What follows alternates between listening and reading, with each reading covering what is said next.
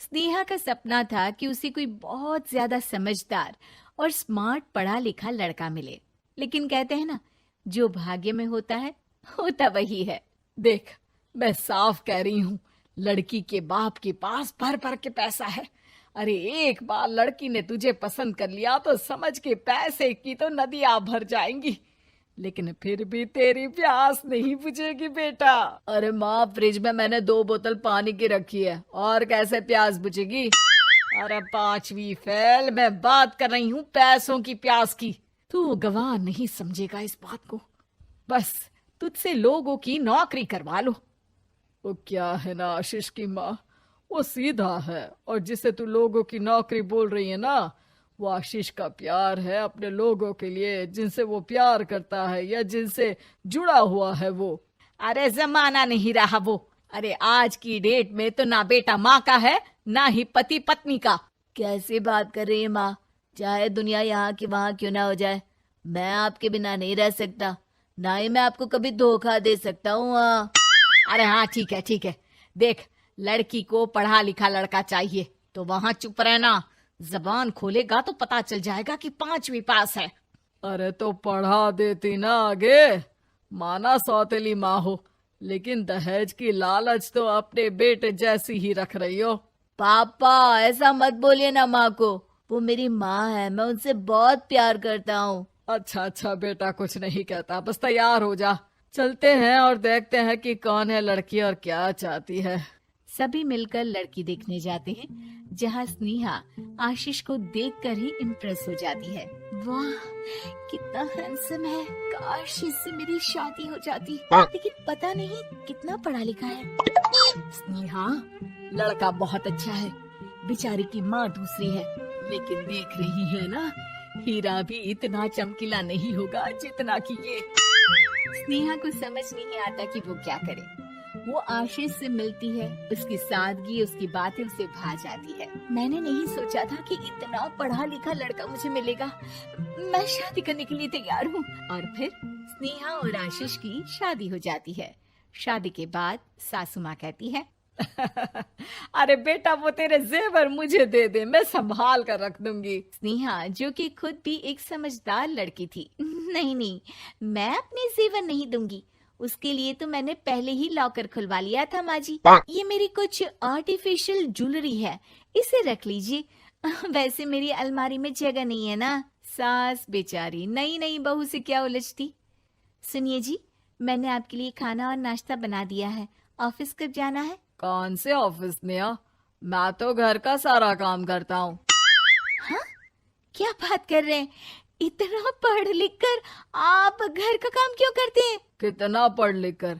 मैंने तो सिर्फ 5वीं तक पढ़ाई की है। तभी वहाँ सास आ जाती है। अरे 5वीं तक भी पढ़ लिया तो समझो मेरी कृपा से, वरना तो जो इसके लक्षण थे ना, क्या बताना। अच्छा आशीष, जरा बाहर जा और भाग कर टूथपेस्ट लेकर आ। सुबह से मंजन नहीं किया। और हाँ, फिर जाकर दुकान की सफाई कर देना। तेरा छोटा भाई दुकान पर जाने को तैयार हो रहा है। स्नेहा ये सब सुनकर हैरान रह जाती है। वो सोचती है कि आखिर उससे क्या गलती हो गई जो उसके साथ ऐसा हुआ। आशीष स्नेहा के पास जाता है। सुनो, तुमको तो मैंने पहली मुलाकात में ही बताया था कि। स्नेहा आशीष की बात ही नहीं सुनना चाहती है। वो जोर से चिल्लाती है, चुप रहो बिल्कुल, गंवार कहीं के।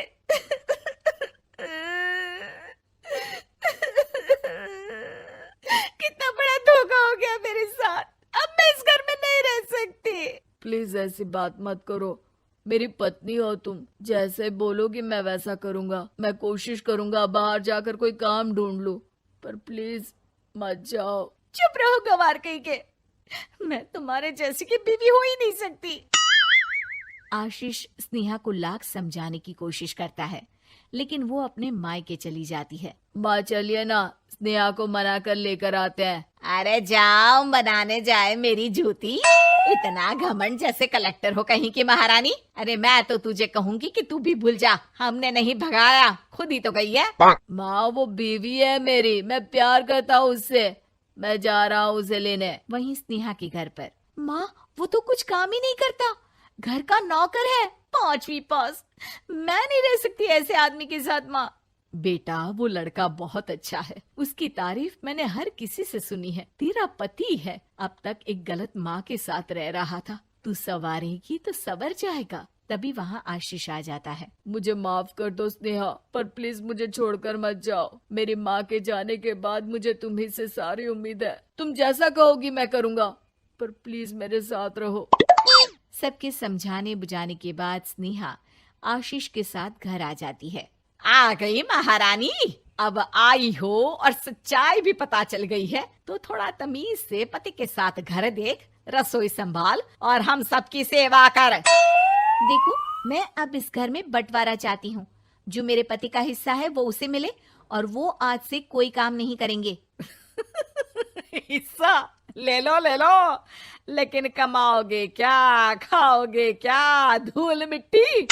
अरे तेरा पति किसी काम का नहीं है, वो तो मेरा बेटा कमा रहा है तो 2 रोटी मिल जाती है इसे। तभी वहाँ स्नेहा के ससुर आ जाते हैं। मैंने एक बंद फैक्ट्री को पहले ही आशीष के नाम कर दिया है और घर के 2 तल्ले में 1 तल्ला ले लो। मैं तो आशीष के पास रहूंगा, वकील थोड़ी देर में आता ही होगा। अरे जाओ जाओ, 2 दिन में भूख से तड़प कर सब वापस आ जाओगे। बढ़िया आई बहू बेटे वाली। फिर क्या था, स्नेहा आशीष के साथ मिलकर बंद फैक्ट्री को खोलती है और मन लगाकर काम करती है। दोनों की मेहनत रंग लाती है और आशीष अपनी मेहनत से एक सफल बिजनेसमैन बन जाता है। लेकिन एक दिन, अरे बहू बेटा आशीष, मुझे माफ कर दो, मैं भी अब तुम लोगों के साथ रहना चाहती हूँ। इस कमबख्त ने तो दुकान का बेड़ा गर्क कर दिया। वो तो आशीष था जो सारा दुकान का काम संभालता था। बेटा हमारे पास तो अब खाने को भी नहीं बचा। माँ जी, इसे कर्म के फल कहते हैं। खैर, खाना है तो आपको और आपके बेटे को काम करना पड़ेगा, समझी? हे भगवान, अब ये दिन आ गए हैं कि बहू के साथ रहने के लिए मुझे काम करना पड़ेगा। बेटा आशीष, तू ही समझाना अपनी बीवी को। पता है ना मैंने तुझे कितने प्यार से पाला है। हाँ माँ, वो तो ऐसे ही बोल रही है आपको। अरे घर में कामकाज के लिए बहुत सारे नौकर चाकर है, आप आराम से रहिए माँ। स्नेहा आशीष का अच्छा और सरल सच्चा व्यवहार देखकर मन ही मन सोचती है, मेरा पति गवार ही सही, लेकिन दुनिया का सबसे अच्छा इंसान है।